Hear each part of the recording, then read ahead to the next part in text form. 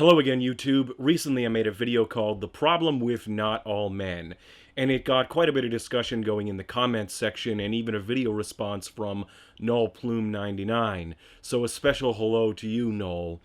Now, I had thought about doing a follow-up video addressing some of the things in the comments section, but normally that would be the sort of thing that I would like to just let play out in the comments section. But because I got a video response, I decided to go ahead and make a follow-up video to this. There were 3 reoccurring points that I noticed in the comments section that I wanted to address, and as it happens, Noel, in your video response, you hit all 3 of those. So I decided to make a video response. The first point I want to address is some people thought that I was saying that making generalizations is okay and we should just ignore them when people make them. So Noel, in your video, you played a clip of the first minute and a half or so of my video, and then you responded by saying this. So ToolTime's point is that people here are making generalizations and we shouldn't be so concerned about generalizations. It's only if the modifier all is precursed on the start of what we're talking about that we should start giving a damn about it. The problem with that is that I explicitly said the exact opposite previously on ToolTime. One more point I want to make before ending this rant is I am by no means trying to say that you should not confront people's overgeneralizations or generalizations that they make that aren't true, but simply drawing attention to the fact that they're making a generalization by saying, well, not all such and such is not the way to go about it. Actually go after the substance of what they're saying. So allow me to recap the point that I was making in the last video. There are 2 basic sorts of generalizations. The universal generalization, in which someone is claiming that something is true of 100% of a group. These would be the all and every sorts of generalizations. And then there are the not all types of generalizations, in which they mean most or many or some. But the not all is built into what they're saying. And thus, saying not all becomes redundant. In other words, most people don't really need to be told that there are exceptions to the rule. I think that one area that some of the audience got hung up on was to think of this only in terms of when the generalization is blatantly wrong, or to only think in terms of arguing against feminists or something like that. But the reality is that generalizations about men and generalizations about women are something that are very common in our society because our society is shot through with this men are from Mars, women are from Venus, talk show style of gender politics. So Noel, I know you like using examples in your video, so let me use an example. You're at the pub with your wife, and your wife has brought along her friend from work, let's call her Nancy, and the 2 of them are chatting back and forth, and it doesn't really involve you because they're talking about work or something like that. And so your eyes start to drift towards the telly that's in the corner of the bar, and there's a Premier Football League match on.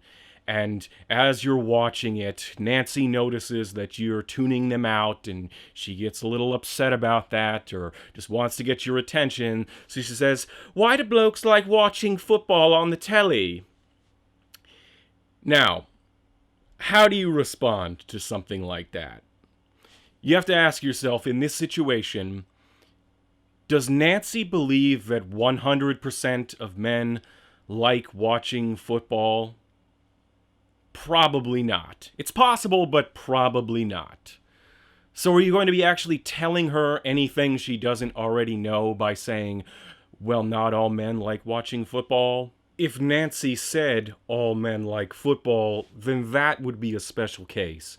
But otherwise, not so much. Now, there were some people that contest what I'm saying, and they say that by saying not all men, that they mean something more specific, which I'll come back to when I address the third thing that was common in the comment section. Now on to the second point, which was recurring in the comment section, and you brought it up in your video, Noel. Some people claimed that I was a hypocrite for saying not all feminists. I also think there's some pretty gross levels of hypocrisy here, not from all feminists, but from some feminists, those feminists who readily criticise a defence of not all men, but immediately go to a defence of not all feminists for any and all generalisations of feminism. The fact is, I propose that this is just part of the human condition. It's not something that we can readily get away from, which is that when these kind of generalisations are aimed in our direction, they just have a tendency to get under our skin.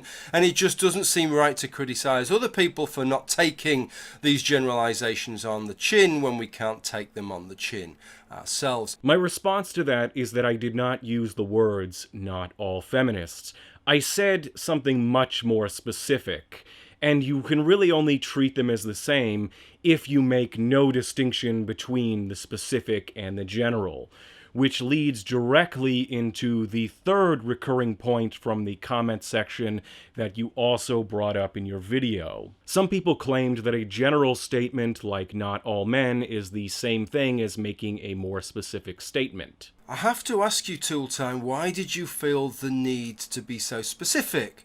To specify the exact group of feminists that you were talking about, to specify that it was radical feminists on the fringes of society. Why didn't you just say feminists? After all, by your own point, you wouldn't have been saying all feminists, so there would be no implication that suggested that all feminists were involved. We would just be expected to understand you were making a generalization and that in fact you were just referring to some feminists. The reason that I was so specific is because that I believe that there is an important distinction.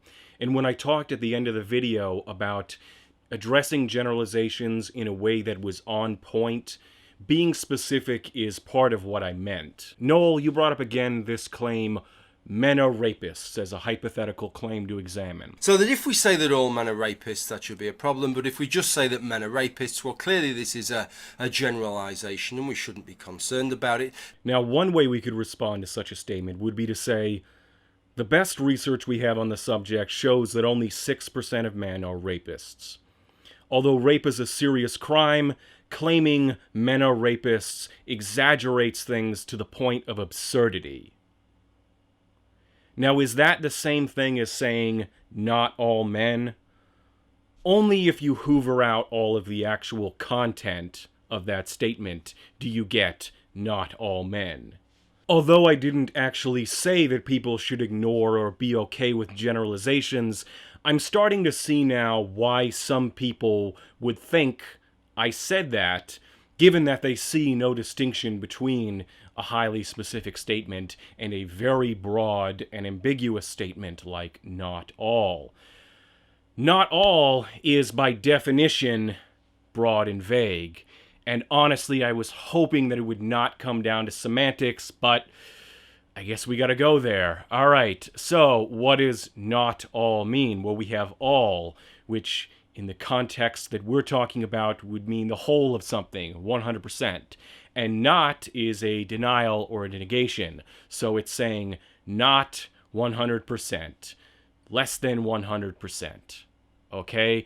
But that could be anywhere from 0% to 99%, using whole numbers for simplicity's sake. In other words, saying "not all" is saying something, but it's not saying anything very specific.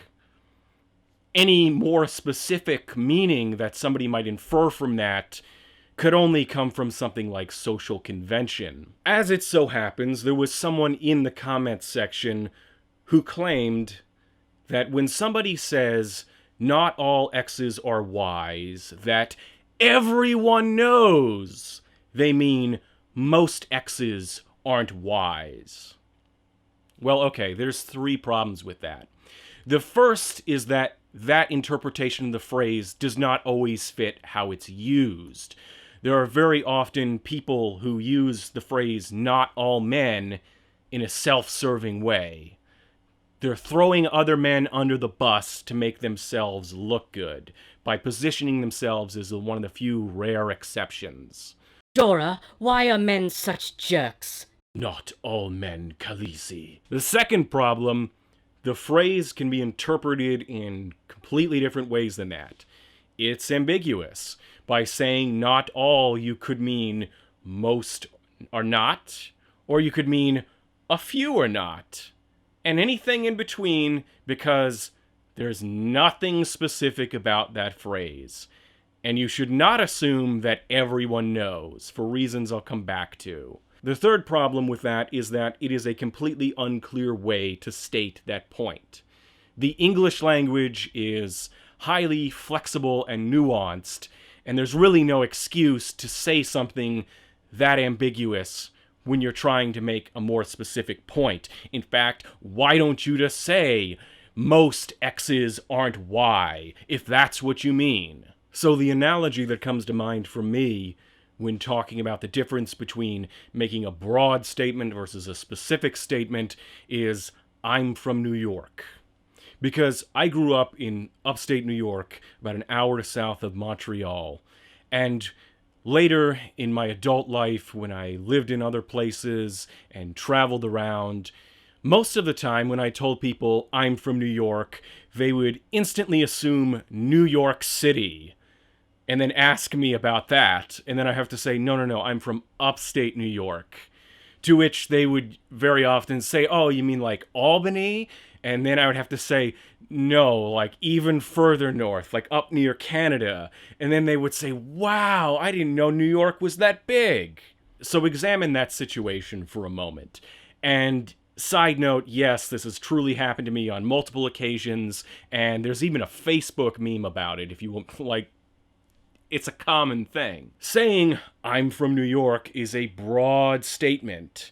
Sort of like saying, not all. And the statement gets interpreted by people based on their own assumptions and preconceived notions. Everyone knows that New York is a state with many cities and towns, but for various reasons, when you say New York, they think New York City, or many people do. So it's not safe to assume that everyone's immediately going to jump to the conclusion from a general statement to what you have in mind as being more specific. I've learned that if I want to sidestep misunderstandings like people thinking that I'm from New York City, then I need to be more specific about exactly which part of New York State that I'm from. Even the phrase upstate New York sometimes isn't specific enough, because although I don't consider anything south of the Adirondacks to be upstate New York, in general parlance, the term upstate New York basically means anything north of the Bronx. What I'm getting at with this analogy is that when you make broad statements, such as not all men, you should not assume that people are going to take it the way that you mean it. People are likely to interpret it based on their own assumptions. So let me give an example. Let's say that somebody makes a generalization and they think that it's true of a majority. So imagine a completely hypothetical person. Let's call him Pat Condell, all right? And Pat Condell thinks that Muslims are all a bunch of dangerous people. Some of them are terrorists. Some of them just want to ruin society, and they're the barbarian hordes that are going to sweep over Europe and rape all the women or whatever. And he's got a pretty dire view of Muslims, and he talks about Muslims this, Muslims that. And you say to him, hey, Pat, not all Muslims. Do you think that he's going to interpret that in his head to mean, oh, well, gee, you're right, the majority of them aren't the way that I'm describing? Is that the way he's going to take it? Or would he take it to mean, well, okay, yeah, sure, there are some exceptions, but, and then go on to just recapitulate his point, maybe in a slightly different way. You see, this sort of response, a not all response, because of its broad nature, creates a massive loophole to be exploited. So not only is it redundant, but it's just not a good gambit. I would contend that when you find yourself in a debate with an ideologue who's committed to a belief in certain generalizations, that they will use this tactic in responding to you. They're going to acknowledge that there might be some exceptions, but then brush that aside and recapitulate their generalization, and you're just going to be put in a position where you're going to be forced to make a more specific statement and forced to address the false nature of their generalization and be on point. So saying not all is often redundant, not a very good way of trying to make a more specific point, and not a good gambit in many cases. I'm not trying to say that you should ignore generalizations, but rather that you should focus your response on a way that is specific and addresses the false nature of the generalization and or the false basis on which the generalization was made. Saying not all, as in not all men, doesn't convey anything specific. It's not even a good way to say most men are not. Most men are not is a perfectly good and better way to say most men are not than not all men. As I put it to one person in the comments section, I'm not trying to tell you which windmill to tilt, but I might give you advice on how to hold the lance. Thank you, Noel, for your video response. For my subscribers, if you're not subscribed to him, you should check him out. That's all for now. Have a good whatever time it is.